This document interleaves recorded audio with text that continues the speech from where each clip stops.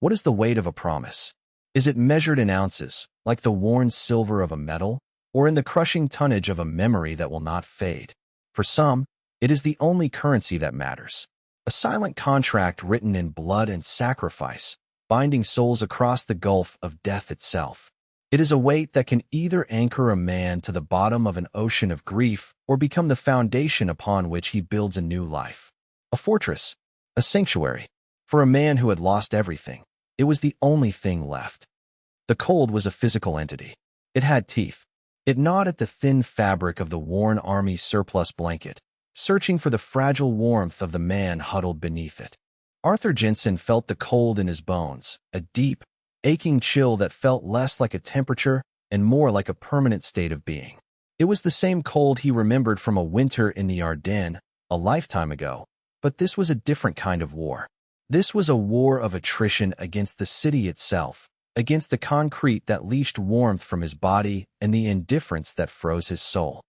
He lay on a flattened cardboard box, a pathetic attempt at insulation against the unforgiving sidewalk.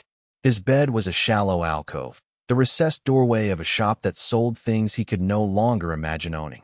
Things of beauty and comfort. His world had shrunk to this 10-foot square of pavement, a universe of gray stone and shadowed corners.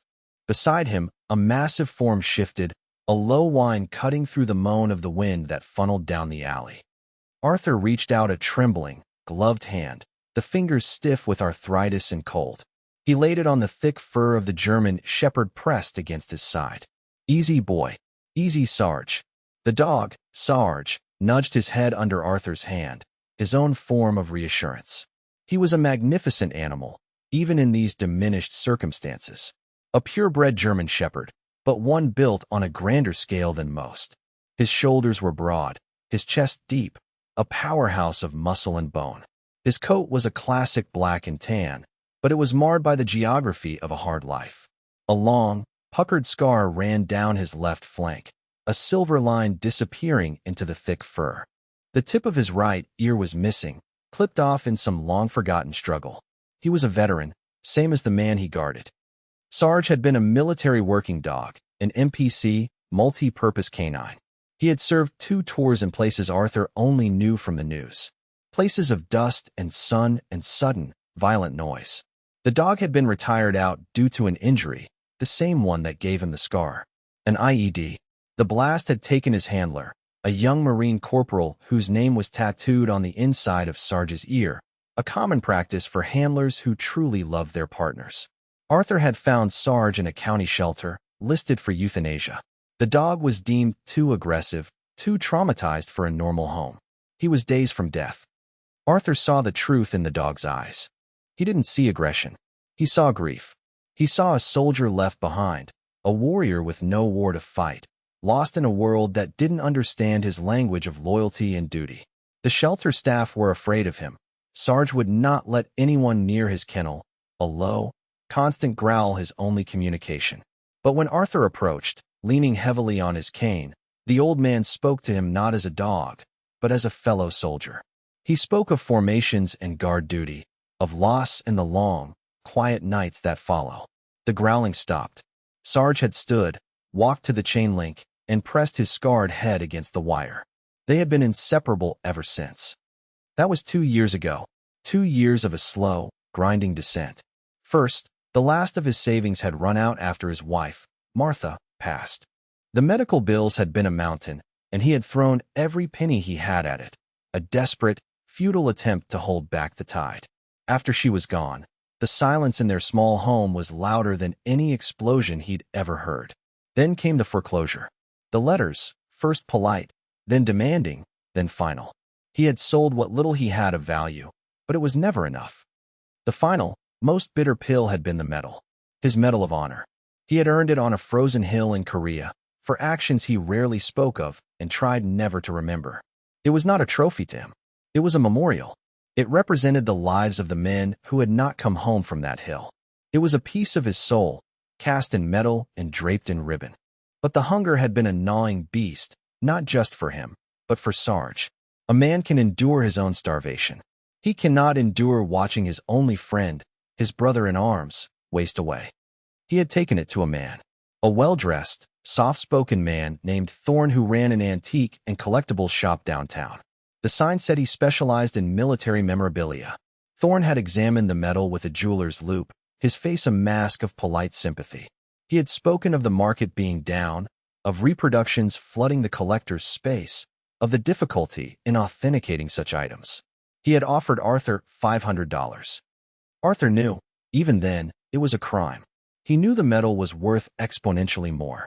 But shame and desperation were a potent cocktail. He couldn't go to a bank. He had no address. He couldn't ask for help from the VA.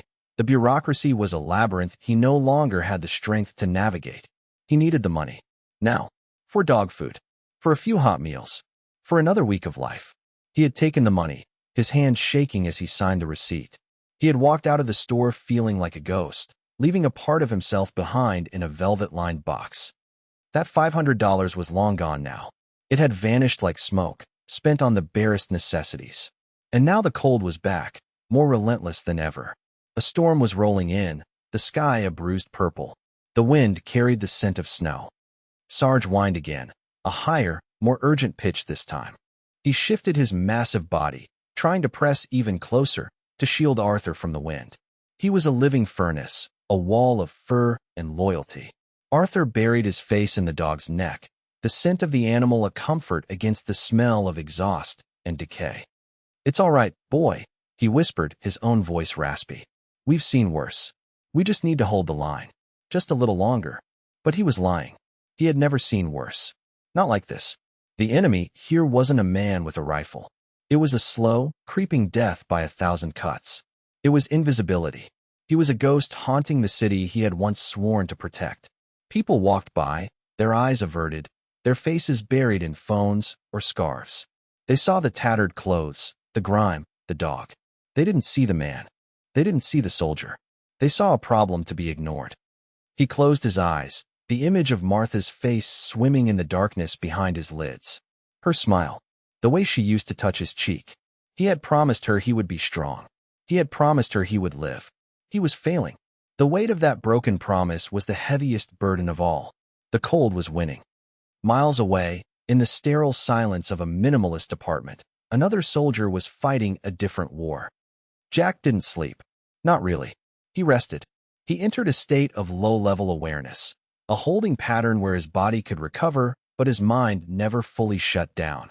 Sleep was a luxury he had forfeited long ago in the dusty, sun-scorched landscapes of the Middle East. Sleep was where the ghosts lived. He sat on the edge of his bed, a simple metal frame with a firm mattress and a single gray blanket. The room was Spartan, stripped of all personality. The walls were bare white. The floor was polished concrete. There was a closet for his clothes, a small desk with a laptop, and a single framed photograph on the nightstand. Nothing else. It was less a home and more a staging area. A place to clean his weapons, pack his gear, and wait for the next mission. But there were no more missions. He was built like a brick wall. 6'3", 240 pounds of dense muscle, honed and hardened by years of brutal training and combat. He had been a Tier 1 asset, a Marine Force recon operator. A ghost who moved in the shadows, a weapon deployed by his country to solve problems that officially did not exist. His body was a roadmap of that life, just like Sarge's. Scars crisscrossed his torso, souvenirs from knives and bullets. A tattoo of Saint Michael, the warrior archangel, covered his entire back. His face was hard, carved from granite, with eyes the color of chipped flint. They were old eyes that had seen too much and said too little. The photo on the nightstand was of him and another Marine, both grinning, caked in dust, arms slung around each other's shoulders. The other Marine, Rico, was gone. A sniper's bullet on a rooftop in Ramadi. Jack had been 10 feet away. He had carried Rico's body down 3 flights of stairs under heavy fire. He had kept a promise to Rico's mother that he would bring her son home. He had delivered on that promise, but a part of him had died on that rooftop with his friend. The grief was a constant companion, a low hum beneath the surface of his thoughts. It was the silence in his apartment that was the loudest. After Rico's death, the world had lost its color. The clear-cut, black-and-white morality of the battlefield was gone, replaced by a confusing, messy gray. He had tried to stay in the core, but the fire was gone. The ghosts were too loud. He had taken an honorable discharge and walked back into a world he no longer recognized, a world that had no place for a man like him, a man whose only true skill was violence. A heavy head rested on his knee. He looked down into the intelligent, amber eyes of Havoc. Havoc was his dog, his partner. Like Sarge, Havoc was a retired MWD, a specialized combat tracker. He was even larger than Sarge, a King Shepherd variant bred for size and strength. Havoc was a legend in the community. He had more confirmed finds than any dog in the program's history. But his last mission had cost him. He had taken 3 rounds to his chest and shoulder protecting his team during an ambush. The body armor had saved him, but the trauma had ended his career. Jack had found him through a network of former operators. Havoc was living with a foster family who meant well but didn't understand him. The dog was destroying their house, suffering from a canine version of PTSD. He was waiting for a mission. He was waiting for his handler. Jack wasn't his original handler, but they spoke the same language. The language of discipline, of vigilance, of the quiet bond between warriors. In the sterile silence of Jack's life, Havoc was the only thing that felt real. The dog was his anchor, his responsibility, his one remaining link to the man he used to be. Every morning at 0500, they began their routine. A 5-mile run, regardless of the weather. Jack ran with a weighted vest, Havoc loping easily beside him, a silent, dark shadow. Then, training. Scent work, obedience drills, tactical movements. Jack kept the dog sharp. He kept himself sharp. For what, he didn't know. It was all he knew how to do. Habit. Muscle memory. He stood and walked to the large picture window that overlooked the city. The lights glittered below, a sprawling, indifferent galaxy. He felt completely disconnected from it all. A stranger in his own country. He was haunted by the promises he had kept and tormented by the one he could not. The promise to himself that he would find peace. He had money. The military had paid him well for his specialized skills, and he lived a life devoid of extravagance. He had saved nearly every dollar. But the money was meaningless. It was just paper. It couldn't buy silence from the ghosts. It couldn't build a bridge back to the world of the living. He checked his watch. 0430. Time to prepare. He pulled on his running gear. The air outside would be cold, biting. Good. The cold sharpened the senses. It reminded him he was alive. He looked at Havoc, who was already standing by the door, his tail giving a single, slow wag. His scarred, powerful body was tense with anticipation. Ready. Always ready. Gear up, Jack said, his voice a low rumble. It was the only command he needed to give. They moved through the pre-dawn city like wraiths. 2 shadows, 1 man, 1 dog, perfectly in sync. They were ghosts of a different sort. Not of the dead, but of a life that no longer existed. They were warriors in a world at peace, searching for a war. They were about to find one. The intersection of their worlds happened, as it often does, in the most mundane of places. A 24-hour grocery store. Jack's routine was immutable. After their run and training drills, he would go to the grocery store. It was always the same one, a sprawling supermarket on the edge of a rough neighborhood. He went at this hour, just before sunrise, to avoid the crowds, to avoid the noise, the small talk, the casual, meaningless interactions that grated on his nerves. The cold, hard truth of America is often found under the harsh fluorescent lights of a local grocery store. It's in the tired eyes of the night shift cashier, the frantic energy of a young mother trying to stretch $40 to feed 3 kids for a week, and the quiet dignity of the elderly counting out change for a loaf of bread and a can of soup. Jack saw it all. He was a professional observer of the human condition, a skill honed by years of watching villages and compounds, trying to separate friend from foe. He moved through the aisles with an unnerving economy of motion. No wasted steps. He picked up his usual supplies, chicken breasts, rice, vegetables, high-protein dog food for Havoc. He was a ghost in the machine of commerce, silent and efficient. Havoc was outside, tethered to a bike rack near the entrance. Jack never brought him inside, but he always chose a spot where he could maintain a clear line of sight. The dog was in a perfect stay, his body rigid, his head scanning the surroundings. He wasn't just waiting, he was on overwatch. As Jack approached the checkout, his eyes swept past the front windows. He saw the alcove. He saw the shape huddled under a blanket. He had seen it before. The city was full of such shapes. It was a part of the urban landscape he had trained himself to filter out, another symptom of the messy, gray world he couldn't fix. But this time was different. This time he saw the dog. He saw the massive German shepherd curled protectively around the huddled shape. He saw the way the dog's head was up, alert, despite the cold. He saw the posture, the way its ears were tuned to every sound. It wasn't just a stray. Jack recognized the bearing. He recognized the discipline. That was a working dog. He paid for his groceries, his movements still clipped and precise, but his focus had shifted. His internal calculus had changed. A working dog meant a handler living on the street. Something was wrong, deeply wrong. He exited the store, the glass doors hissing open. The cold hit him again, sharper now that he'd been in the warmth of the store. He walked towards Havoc, his eyes locked on the scene in the alcove 50 feet away. And then he saw the car. A sleek, black sedan, a late-model Mercedes, pulled up to the curb. It was absurdly out of place in this neighborhood of broken-down pickups and rusted sedans. The engine was a low, arrogant purr. A man got out of the passenger side. He was young, dressed in a suit that probably cost more than Jack's monthly rent. He had a shark-like smile and hair slicked back with too much product. He carried a leather-bound clipboard. The man approached the alcove. He nudged the huddled form with the toe of his polished shoe. "Arthur," he said, his voice carrying on the wind. It was a voice dripping with condescending impatience. "Arthur, wake up. We need to talk." The form stirred. Arthur Jensen sat up slowly, his movements stiff and pained. The blanket fell away, revealing his face, gaunt and pale in the pre-dawn light.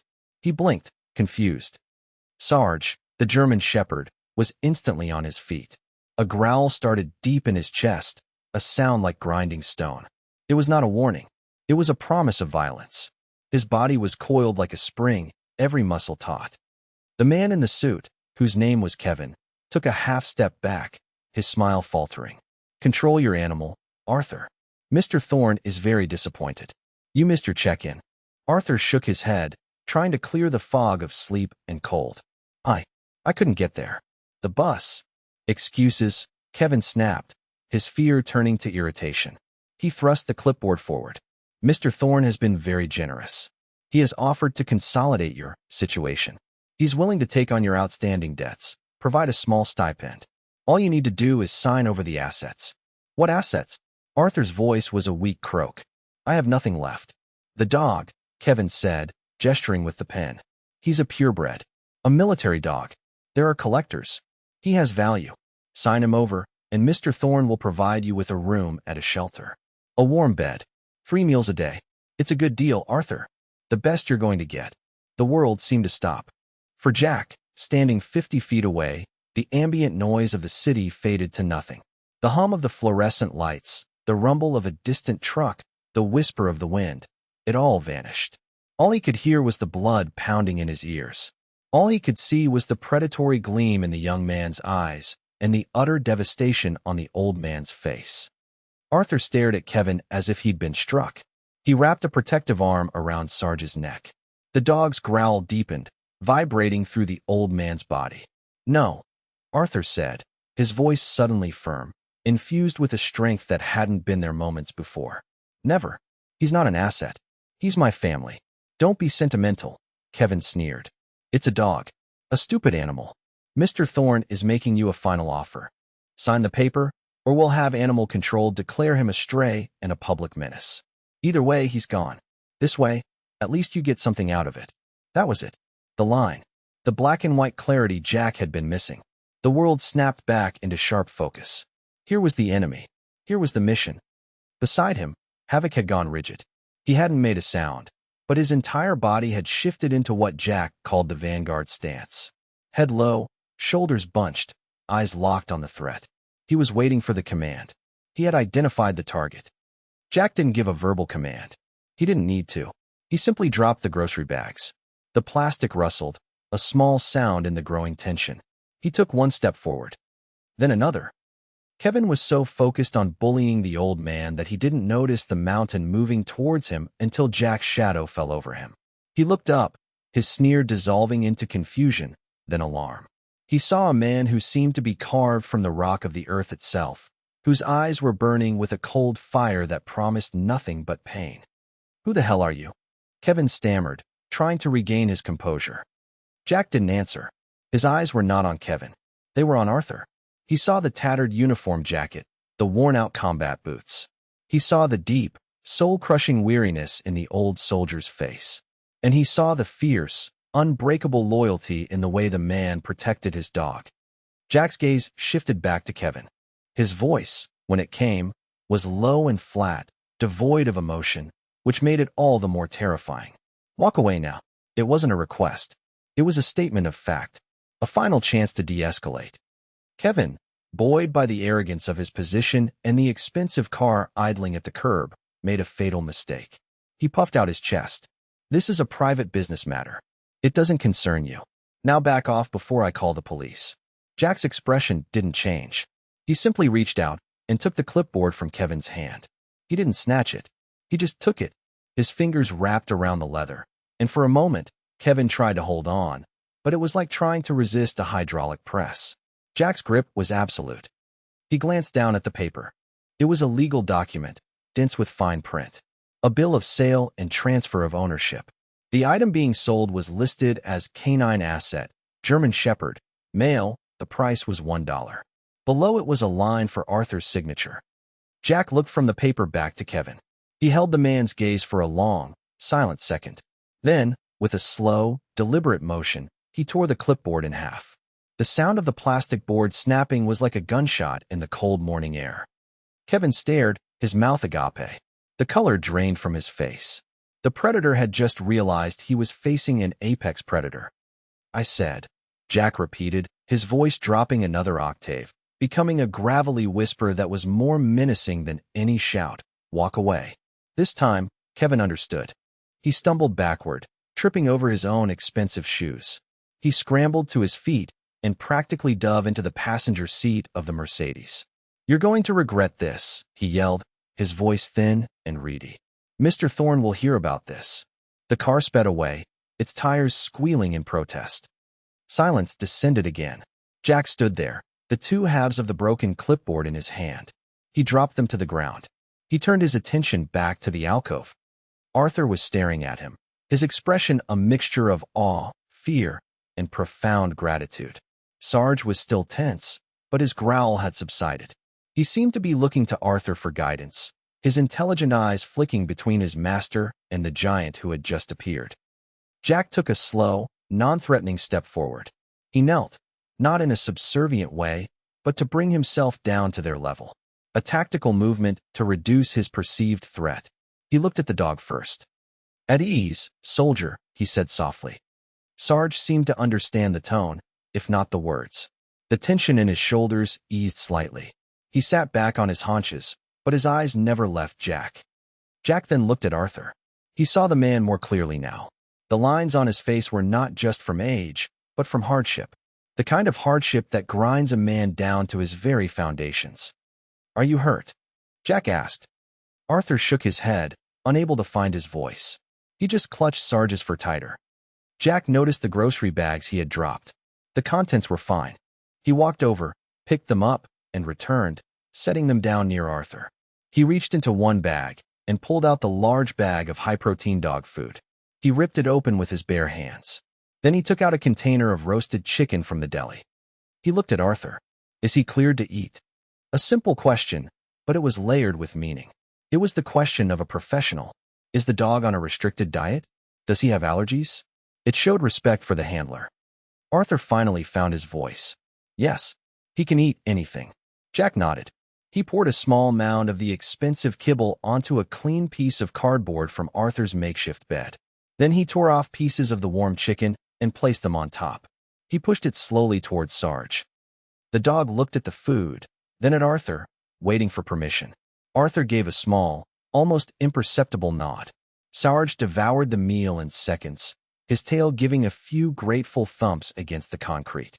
Jack then took out a bottle of water and another container with a sandwich he had bought for his own lunch. He offered them to Arthur. "You need to eat," he said. Tears welled in the old man's eyes. It wasn't just the food. It was the respect. It was the fact that this stranger had spoken to his dog as a soldier. It was the fact that he had intervened, that he had seen them. "Thank you," Arthur whispered, his voice thick with emotion. "Hi, my name is Arthur Jensen." "Jack," he replied simply. He looked at the tattered sleeve of Arthur's jacket. He could just make out the faded patch of the 1st Marine Division. "You're a Marine." Arthur straightened his back, a flicker of old pride in his eyes. "Yes, 2nd Battalion, 7th Marines. Korea." Jack nodded slowly. The bond was forged, deeper than blood. "Force Recon," he said. A look of understanding passed between them. They were brothers, separated by generations, but united by a code. Jack looked at the darkening sky. The first few flakes of snow were beginning to fall, melting as they hit the pavement. "The storm's coming. You can't stay here." "We have nowhere to go," Arthur said, the despair returning to his voice. Jack looked at the old man, at the loyal dog, at the broken clipboard lying on the ground. He looked at the name scrawled on the bill of sale, Thorn. A flicker of something cold and hard moved behind his eyes. He had a new mission. "Yes, you do," Jack said. He stood up, his massive frame a bulwark against the wind. "You're coming with me." He didn't wait for an answer. He gathered Arthur's meager belongings, the thin blanket, the cardboard. He helped the old man to his feet. Arthur was unsteady, his legs stiff from the cold. Jack put a steadying arm around him, taking his weight. "Havoc, heel," Jack commanded. His own dog, who had been watching the entire exchange with silent, intelligent patience, moved to his left side, his shoulder brushing against Jack's leg. Arthur looked at the two of them, the giant of a man and his equally formidable dog, and for the first time in a very long time, he felt a flicker of something he had thought was lost forever. "Hope." "Come on, Marine," Jack said gently. "Let's get you off the X." He led them to his truck, a rugged, black Ford F-250 with tinted windows and a heavy-duty suspension. It was as practical and intimidating as its owner. He helped Arthur into the passenger seat, then opened the back door for the dogs. Sarge hesitated, looking to Arthur for confirmation. Arthur nodded. "Go on, boy. It's okay." Sarge leaped into the spacious back cab. He and Havoc regarded each other for a moment. There was no aggression. There was a quiet, professional assessment. Two veterans sizing each other up. They seemed to come to an understanding, settling on opposite sides of the cab, giving each other space. Jack got into the driver's seat and turned the heater on full blast. Warm air flooded the cabin, a shocking, luxurious comfort. He handed Arthur the sandwich and water again. "Eat." This time, Arthur did. He ate like a man who had forgotten what it felt like to not be hungry. He ate with a desperate, silent gratitude. Jack drove. He didn't speak. He just drove through the waking city as the snow began to fall in earnest, blanketing the gray streets in a clean, quiet white. He was taking them back to his fortress, back to the one place he could control. The mission had begun. The hunt was on. The apartment was a shock to Arthur. After the filth and chaos of the street, its stark cleanliness was almost disorienting. It felt like a barracks or a hospital room. Impersonal, efficient, and safe. The warmth was the most overwhelming sensation. A deep, penetrating warmth that seemed to thaw parts of him he thought were permanently frozen. Jack directed him to the bathroom. "There are clean towels. Take a hot shower. As long as you need." He then opened his closet and pulled out a set of clothes, gray sweatpants, and a thick wool sweater. They would be ridiculously large on Arthur, but they were clean and warm. "Put these on. Leave your old clothes on the floor." Arthur just nodded, overwhelmed. He shuffled into the bathroom and closed the door. The sound of the shower starting was a sign of life in the silent apartment. Jack turned his attention to the dogs. He filled a large bowl with water and another with the high-protein kibble. Both Sarge and Havoc drank deeply, then ate side by side, their earlier professional distance dissolving into a shared, simple need. They were pack. Jack watched Sarge as he ate. He examined the dog more closely now. The scar on his flank was clean but deep. The clipped ear told a story of a close-quarters fight. But it was the dog's eyes that held his attention. They were watchful, constantly scanning, assessing. But when they looked at the closed bathroom door, they were filled with a soft, unwavering devotion. This dog would die for the man in that shower. Jack understood that kind of loyalty. He lived by it. He picked up the clothes Arthur had been wearing. They were stiff with grime and smelled of the street. He carried them to the incinerator chute at the end of the hall and dropped them in without a second thought. He would buy the man new clothes, a whole new life, if he could. He went back into his apartment and sat at his desk, opening his laptop. The screen glowed to life, its only decoration a stark Marine Corps emblem. He opened a secure browser and typed a string of characters into a chat window. A moment later, a reply appeared. Spectre is online. Spectre was his oracle, his eye in the sky. His name was David Chun, a former Marine cyber warfare specialist. David had lost both his legs to a roadside bomb in Afghanistan. He now lived in a basement apartment in San Diego that he had converted into a digital fortress, a nerve center from which he could touch any corner of the globe. He was Jack's Overwatch, his intelligence network, his one and only call when the world went sideways. Jack typed, his fingers moving with practiced speed. J. Need intel. A man named Thorne operates an antique/military collectibles shop in the city. High-end. Preys on veterans. S. Thorne. One moment. The cursor blinked. Jack waited. He trusted Spectre implicitly. In their old world, trust like that was the difference between life and death. In this new world, it was the only currency that still held its value. While he waited, the bathroom door opened. Arthur emerged, enveloped in the huge sweater and sweatpants. He was a different man. The grime was gone, washed away. His white hair was damp and combed. The warmth and the food had brought a hint of color back to his cheeks. But the shower had also washed away the protective numbness. The look in his eyes was raw, vulnerable. He looked lost. Sit down, Jack said, gesturing to the single comfortable chair in the corner of the room. Arthur sat, sinking into the cushions. Sarge, who had been waiting patiently, patted over and laid his head in Arthur's lap. The old man's hand went instinctively to the dog's fur, the familiar motion a grounding force. Jack got up and went to the small, efficient kitchen. He returned with a steaming mug. Coffee. Black. Arthur took it, his hands wrapping around the warmth. Thank you, he said again. The words felt inadequate for the magnitude of what was happening. I don't know what to say. Don't say anything, Jack replied, his attention returning to the screen. Just tell me about Thorne. Arthur hesitated, shame coloring his face. I was desperate. Martha, my wife, the hospital bills. After she passed, I had nothing. I sold him some of her things first. Jewelry. A silver tea set. He gave me pennies on the dollar. I knew it, but I had no choice. The last thing was my medal. Jack's hands clenched into fists under the desk. He kept his face impassive, but a cold rage was beginning to build in his gut. A Medal of Honor. The highest award for valor.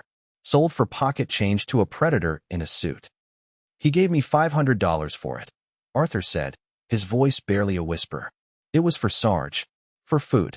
I couldn't watch him starve. Did you sign anything? Jack asked, his voice tight. A receipt. He called it a bill of sale. I was so ashamed, I didn't even read it. I just signed and got out of there. A notification pinged on Jack's laptop. Spectre was back. Marcus Thorne. Owner of Thorne Antiquities, clean on the surface. Very clean. Multiple businesses, all shell corporations leading back to a central holding company. He's a ghost. But I'm better at being a ghost than he is. A file appeared on Jack's screen. It was a dossier. Marcus Thorne's face appeared, a man in his late 50s, with silver hair, a smug, self-satisfied smile, and the cold, empty eyes of a shark. He was photographed at a charity gala, a flute of champagne in his hand.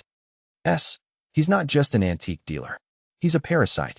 I'm cross-referencing his acquisitions with public records of veterans who have recently defaulted on loans or faced foreclosure. I'm seeing a pattern, a very ugly one. Jack read the lines of text as they appeared, his jaw tightening with every word. He has a network of finders like the one you encountered. They scour the city for vulnerable vets. Homeless, elderly, sick. They identify those with assets of value. Medals, presentation weapons, family heirlooms. Things with immense personal and historical value. Thorne's people move in, offer a pittance, and get them to sign predatory contracts. He wanted to take Sarge, Arthur said, as if reading Jack's thoughts. He sent that boy, Kevin. He said Sarge was an asset, he wanted me to sign him over. Jack typed this new information to Spectre. He's also trafficking in military working dogs. Tries to get vets to sign them over as assets. The reply was almost instantaneous. That's a new level of scum. Let me dig on that angle. There's a black market for trained protection dogs. A big one. These animals are worth tens of thousands of dollars to the right buyer. Rich executives who want a status symbol with teeth. This was the horrifying revelation. This wasn't just one old man being cheated out of his heritage. This was a systematic, predatory operation. An empire built on the suffering of heroes. Thorn wasn't just a vulture. He was a ghoul, feasting on the wreckage of honorable lives. The righteous fury that had been simmering in Jack's gut now roared into a white-hot inferno. The gray world was gone. This was black and white. This was good versus evil. This was the clarity he had been searching for. Jack, it's worse than I thought. I'm into his encrypted servers now. This isn't just about money. I've found a file marked decommissioned. It's a list of names. Veterans Thorn dealt with. All of them are now deceased. Official cause of death is listed as exposure, malnutrition, suicide. It looks like once he gets everything of value, he cuts them off completely. He's not just robbing them. He's leaving them to die. Jack stared at the screen. The name at the top of the decommissioned list was a man named Sergeant Frank Miller. Spectre had attached his service photo. A proud Marine. Next to it was a coroner's report. Cause of death, hypothermia. Found in an alley 2 months ago. Thorn wasn't just a thief. He was a killer. A slow, methodical killer who used poverty and despair as his weapons. Jack stood up. His movement was so sudden that Arthur flinched. Havoc rose to his feet, sensing the change in his master. The atmosphere in the room had shifted. The air was electric. Stay here, Jack said to Arthur. His voice was calm, but it held the chilling finality of a judge passing sentence. Lock the door behind me. Don't open it for anyone but me. Havoc stays with you. Arthur looked at him, his eyes wide with a mixture of fear and something else. He saw the look on Jack's face. It was a look he recognized from the faces of young Marines on the verge of an assault. The look of a man about to go to war. What are you going to do? Jack paused at the door. He turned, his granite face set, his flint-like eyes burning. I'm going to get your medal back. It was a promise, and Jack kept his promises. He went to a locked storage closet in the hallway. He entered a code, and the door opened. This was his armory, his real office. Racks of specialized gear, body armor, tactical vests, medical kits, and weapons, all legally owned, but all maintained with military precision. He didn't select a firearm. This was not a mission for a gun. This was personal. This required a different kind of tool. He pulled on a pair of black cargo pants, combat boots, and a tight-fitting black thermal shirt that stretched over his massive shoulders and chest. Over it, he wore a lightweight tactical vest, its pouches empty except for a set of flex cuffs, a small med kit, and a breaching tool. He was not going to a firefight. He was going on a hunt. He looked at his reflection in the polished steel of the weapon locker. He saw the cold, hard face of the man he used to be, the ghost. But tonight, the ghost had a purpose. He was no longer a man haunted by the past. He was an avenger. He closed the locker and walked to the door. He paused, listening. He could hear the low murmur of Arthur's voice from inside the apartment, talking to the dogs. He was safe. For now. Jack stepped out into the hallway. He did not look back. He moved down the corridor and out into the snow-swept night, a righteous storm descending upon the city to meet the natural one. He was a shadow moving with predatory grace, on his way to a lavish office where a coward sat, counting his silver. He didn't knock. Thorn Antiquities was located in the city's most expensive district. It was a 3-story brownstone, wedged between an art gallery and a designer boutique. The windows were dark, but Jack knew Thorn was there. Spectre's intel was absolute. Thorn often worked late, admiring his acquisitions. His office was on the top floor. The snow was falling heavily now, a thick, silent curtain that muffled the city and shrouded his movements. The street was deserted. Jack flowed from the shadows of an alleyway, a ghost against the dark brick. He didn't approach the front door with its cameras and high-end locks. He moved to the side of the building, into the narrow service alley. He scanned the building's exterior. His eyes, trained to see every detail, every vulnerability, found what they were looking for. A second-floor window, slightly ajar. A fire escape, old and rusted, ran up the brick wall. It was a token security measure, something no common thief would risk. Jack was not a common thief. He leaped, his powerful legs launching him upward. His hands caught the bottom rung of the fire escape ladder, the cold metal groaning in protest. He pulled himself up with effortless strength, his movements fluid and silent.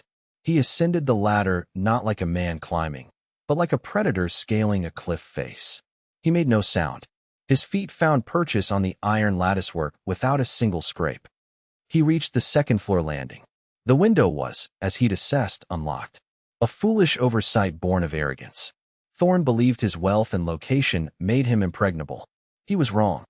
Jack slid the window open just enough to slip through. He entered a dark room filled with shapes draped in white cloths. A storage room for lesser acquisitions. The air was stale, thick with the smell of dust and old varnish. He moved through the maze of shrouded furniture without touching a thing, his internal radar guiding him through the darkness. He found the door and listened. Silence. He opened it a crack and peered into a richly decorated hallway. A Persian runner muffled his footsteps. The walls were lined with paintings, dark, somber landscapes. He moved down the hall towards the spiral staircase he knew led to the third-floor office. As he ascended, he began to hear it. The faint sound of classical music. The clink of ice in a glass. He reached the top of the stairs. The door to Thorne's office was ajar, a sliver of warm, golden light spilling into the hallway. He paused, his hand resting on the doorframe. He centered himself, his breathing slow and controlled. The righteous fury was still there, but it was now a cold, focused core of energy. He was no longer a man. He was an instrument of justice.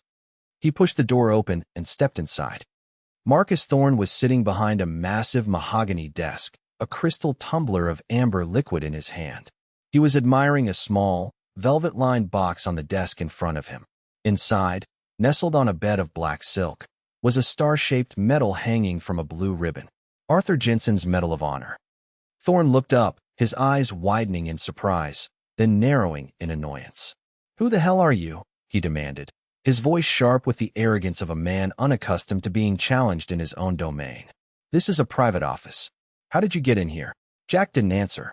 He simply walked forward, his heavy combat boots making no sound on the plush carpet. He stopped on the other side of the desk.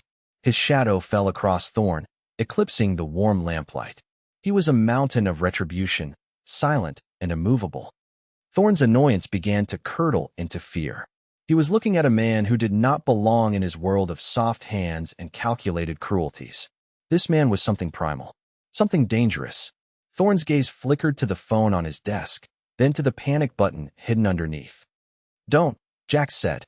His voice was quiet, but it filled the opulent room, silencing the classical music. Thorne froze, his hand hovering over the desk. He was a predator of the financial world, used to gutting his victims with contracts and legal loopholes. He had never faced a physical threat in his life. He had no idea what to do. He blustered, falling back on his usual weapons, condescension and authority. "I don't know who you think you are, but you have made a serious mistake. I have security on call. The police will be here in minutes." Jack's eyes flicked to the metal in the box, then back to Thorne's face. "You took this from a hero," he said, his voice a low growl. "You paid him $500 for it." Thorne's face paled. He understood now. This wasn't a random break-in. This was about the old man. "That was a legal transaction," he stammered, his composure shattering. He signed the bill of sale. It was a fair price, considering the market. "There is no market for a man's soul," Jack interrupted, his voice like a steel vice. He reached across the desk and picked up the box containing the medal. He held it in his palm, his large, scarred hand dwarfing the precious object. He looked at it for a long moment, the weight of its meaning settling over him. This was not just metal and ribbon. It was courage. It was sacrifice. It was everything men like Thorne could never understand. "You've built an empire on the bones of better men," Jack said, his gaze pinning Thorne to his chair. "Men who fought for this country. Men you leave to die in alleys when you've taken everything they have." "That's a lie," Thorne squeaked, his voice rising in panic. "I run a legitimate business." "Is that what you call it?" Jack pulled his phone from his pocket. He opened a file and placed the phone on the desk, turning the screen for Thorne to see. It was the list Spectre had sent him. The list marked decommissioned. Thorne stared at the screen, at the names, at the coroner's reports. The last of his bravado evaporated. He began to tremble, the crystal tumbler shaking in his hand, ice rattling like chattering teeth. He was looking at the evidence of his secret, sociopathic cruelty, displayed as calmly as a stock report. Who are you?" he whispered, his face a mask of pure terror. "I'm the promise his country forgot to keep," Jack said. He put his phone away. "Now we're going to fix this. All of it." Thorne just stared at him, paralyzed by fear. The coward had been exposed. The predator was now the prey, and the hunter was about to dictate the terms of his surrender. The justice was not swift. It was slow, methodical, excruciating. That was the point. Jack walked around the desk and stood behind Thorne, a silent, menacing presence. Thorne flinched as if he'd been touched by a ghost. "Open your laptop," Jack commanded. Trembling, Thorne did as he was told. He fumbled with the lid, his fingers clumsy with fear. The screen lit up, showing a complex array of financial software. "Spectre is already inside your system," Jack said calmly. "He has the account numbers of every veteran you have ever defrauded. He has calculated the true market value of every item you stole. We have added a 50% punitive damage on top of that. You are going to initiate a wire transfer to every single one of them." Now, Thorne stared at the screen, then looked up at Jack, his eyes pleading. "I can't.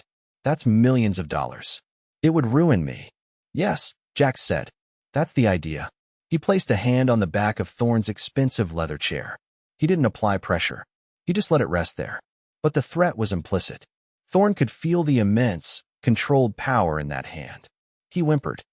"The first transfer is to Arthur Jensen," Jack said, his voice cold and precise.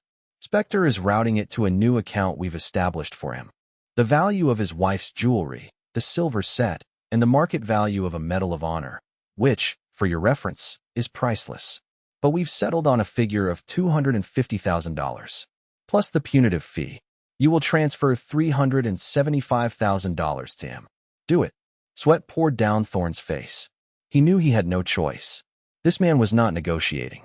This was a field execution of his financial empire. With shaking hands, he began to type. He navigated the banking software, his movements jerky and uncertain. Jack watched the screen, his flint-like eyes missing nothing. "Do not try to alert anyone," Jack warned, his voice a low whisper in Thorne's ear. "Do not try to send a coded message. Spectre is monitoring every keystroke. If you deviate, I will break both of your hands."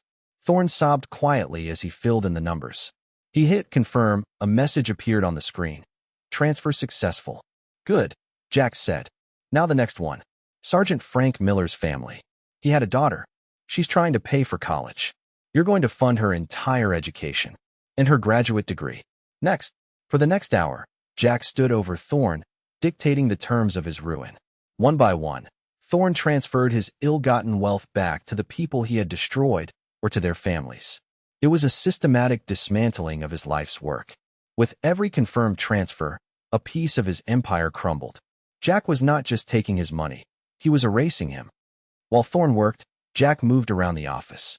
He opened a safe hidden behind a painting, the combination provided by Spectre.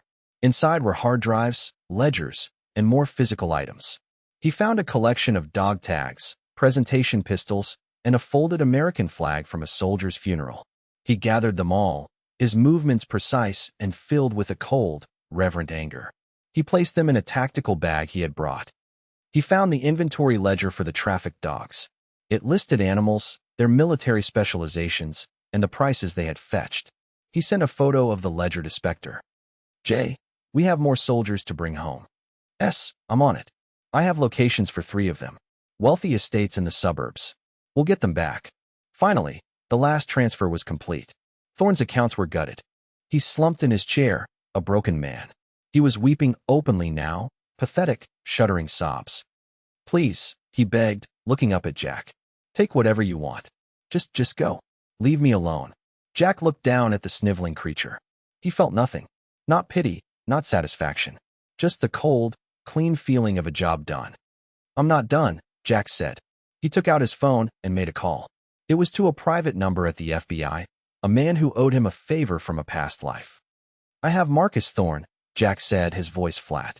"He's at his office." I'm sending you a file. It contains evidence of massive fraud, racketeering, and what amounts to negligent homicide against at least a dozen decorated veterans. I'm also sending you evidence of an illegal animal trafficking ring specializing in former military working dogs. The office is open. He is unsecured and ready for pickup. He paused, listening to the voice on the other end. No, my involvement is on a need-to-know basis. And you don't need to know. Just clean it up. He hung up. He looked at Thorne one last time. The authorities will be here in 10 minutes. They have everything. Your life as you know it is over.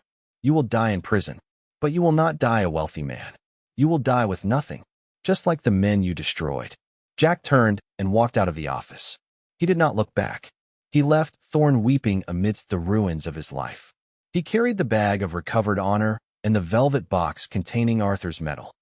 He descended the stairs and slipped out the same way he had come in, a ghost melting back into the snow-swept darkness. The mission was complete. Justice had been served, not by a court, but by a code. The code of the Brotherhood.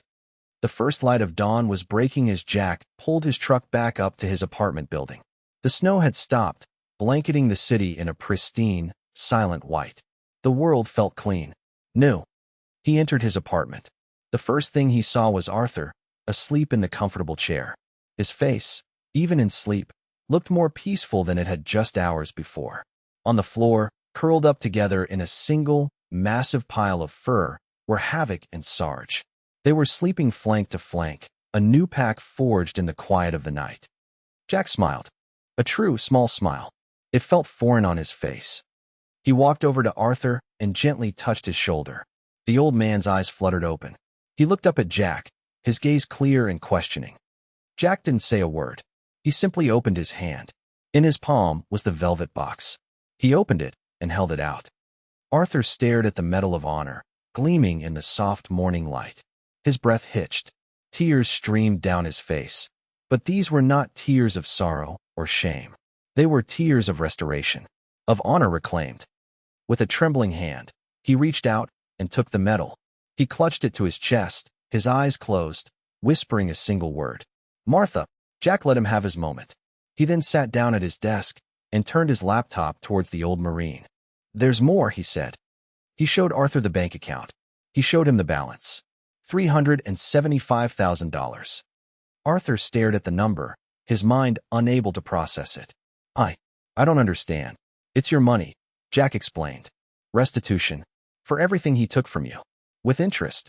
The old man just shook his head, speechless. It was too much. The return of his honor was one thing. This was a miracle. There are others, Jack continued, his tone shifting back to business. Dozens of them. Men like you. Thorne is gone. His money is being returned to all his victims. But they'll need help. They'll need a support system. A place to land. A new light entered Arthur's eyes. A spark of purpose. He looked from the medal in his hand to the sleeping dogs on the floor, then back to Jack. He was a soldier again. He had a mission. We could help them, Arthur said, his voice gaining strength. With this money, we could build something. A sanctuary. A place for vets who have fallen through the cracks. For them and their dogs. Jack nodded slowly. This was the new war. Not a war of violence and shadows, but of building and healing. A war he could fight alongside this old hero. He had found his new squad. Yes, Jack said. We can. 3 months later. The sun was warm on Jack's face. He was sitting on the porch of a sprawling ranch house, 100 miles from the city. The house was old but sturdy, and they were in the process of renovating it. Around them were acres of green fields and rolling hills, bordered by a dense forest. The air was clean and smelled of pine and damp earth. He wasn't alone. Arthur was sitting in a rocking chair beside him, a cup of coffee in his hand. He looked 10 years younger. The lines of hardship on his face had softened.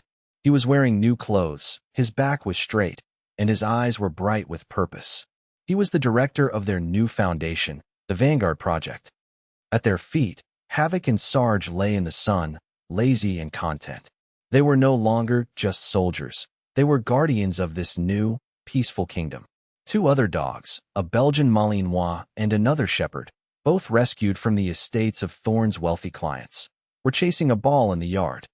Spectre, David Chun, had flown in from San Diego. He was sitting in a state-of-the-art wheelchair, a laptop on a custom tray, directing the installation of a new, powerful satellite internet system for the ranch. He was their head of operations and intelligence, finding veterans in need across the country. Jack watched the scene, a sense of profound peace settling over him. The silence here wasn't the sterile, empty silence of his apartment. It was a living silence, filled with the hum of insects, the whisper of the wind in the trees, and the happy barking of rescued dogs. The ghosts were quiet. He had found his purpose, not in destruction, but in creation. He was still a protector, a guardian. But now, he was guarding a sanctuary, not just a perimeter. He was building a brotherhood, not just surviving the loss of one. Arthur followed his gaze. "It's good, isn't it?" the old man said quietly. "A good place." Jack nodded. "It's home." He reached down and rested his hand on Havoc's massive head. The dog looked up at him, his amber eyes filled with the same unwavering loyalty as always. But there was something new there, too. A softness, a contentment. The weight of the promise he had made to Rico, to bring him home, had finally lifted. Because he had realized that home wasn't a place you returned to. It was a place you built, a place you defended, a place you shared with your brothers. He had brought them all home.